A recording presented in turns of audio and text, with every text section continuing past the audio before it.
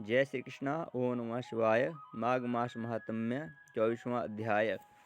लोमश जी बोले कि जिस वन में पिशाच मोक्ष को प्राप्त हुआ था उसका द्राविण राजा चित्रथा वह परम वीर पराक्रमी, शास्त्रों का ज्ञाता एवं ऐश्वर्यवान था। स्वर्ण रत्न से उसका कोष भरा रहता था। उसके सहस्रों पटरानियाँ थी। वह स्त्रियों के वशीभूत रहता, कामुक, लोभी एवं महाक्रोधी था। वह कभी कर्म धर्म का पालन नहीं करता था और झूठ बोलता था। मंत्रियों की सलाह मानता था। वह सदैव विष्णु की निंदा करने में तत्पर रहता था।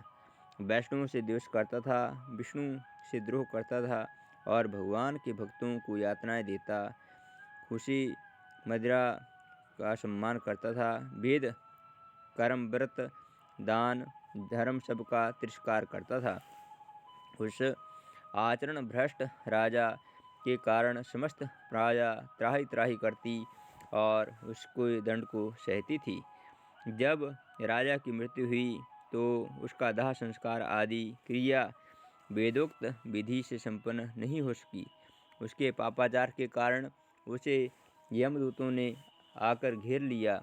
वे उसे पीड़ा पहुंचाने के लिए अग्नि से दहकती हुई लोहे की कीलों से व्याप्त मार्ग द्वारा घसीटते हुए मार्ग पर भयानक अंगारों की भांति दहते हुए शूल से असह्य पीड़ा होती थी।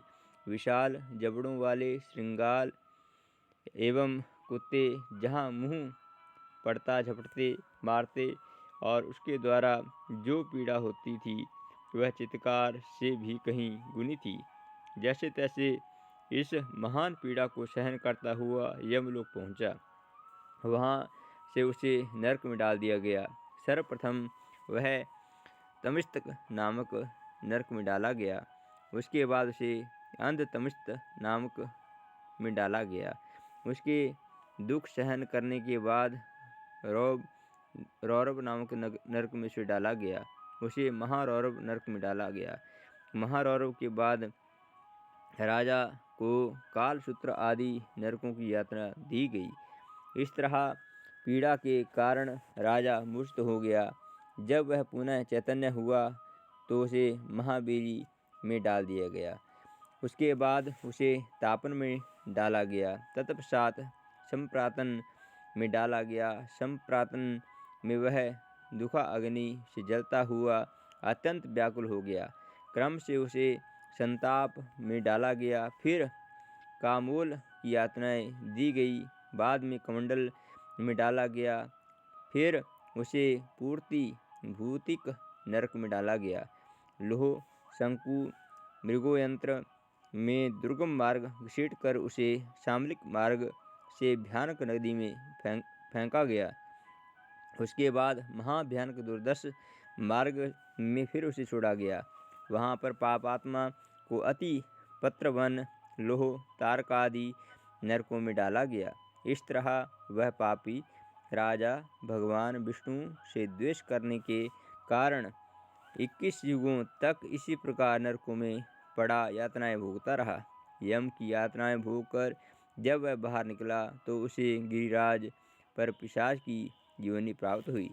वह महाभयानक पिशाच उस मेरु पर्वत पर वनों में चारों ओर घूमता रहता था और उसे भोजन और जल प्राप्त न होता। महान दुखों को भोगता हुआ वह पिशाच एक दिन देवात भोजन और जल की तलाश करता हुआ वन से जा निकला, जहाँ परम वैष्णव महान आत्मा महात्मा श्री देवद्युति का आश्रम था। थकान और भूख से विह्वल होकर एक वृक्ष नीचे गिर पड़ा और हाय मरा कहकर चिल्लाने लगा। वह विलाप करते हुए कहता कि मैं इस प्रकार समस्त जीवों को भोग कब बना रहूँगा। इस नरक सामर से मुझे कौन पार कर सकता है? मेरा पीड़ा पार कौन करेगा? यह कहता हुआ वह जोर जोर से विलाप करने लगा। आप हमारे चैनल को अवश्य सब्सक्राइब करें, अपने मित्र परिजनों के साथ शेयर करें ताकि सनातन धर्म से जुड़ी और भी रोचक जानकारी लेकर हम आपके समक्ष आते रहें। जय श्री कृष्णा, हरि ओम।